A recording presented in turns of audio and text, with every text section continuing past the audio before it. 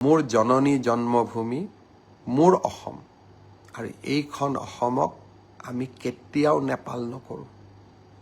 এইখন অসম সদায় বিকাশৰ গতিৰে আগবাঢ়িব আৰু যিসকলে অসমখনক নেপাল কৰিব খুজিব তেওঁলোকৰ লগত মোৰ ৰাস্তা নিমিলে আৰু তেওঁলোকক জীৱনৰ শেষ মুহূৰ্তলৈ আৰু জীৱনত এটোপা ৰক্ত থকালৈকে অসমক নেপাল কৰিব খোজাসকলৰ সৈতে সাহসেৰে মই থিয় দিম।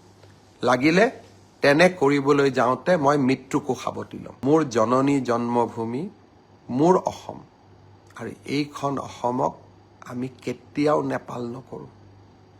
এইখন অসম সদায় বিকাশৰ গতিৰে আগবাঢ়িব আৰু যিসকলে অসমখনক নেপাল কৰিব খুজিব তেওঁলোকৰ লগত মোৰ ৰাস্তা নিমিলে আৰু তেওঁলোকক জীৱনৰ শেষ মুহূৰ্তলৈ আৰু জীৱনত এটোপা ৰক্ত থকালৈকে অসমক নেপাল কৰিব খোজাসকলৰ সৈতে সাহসেৰে মই থিয় দিম।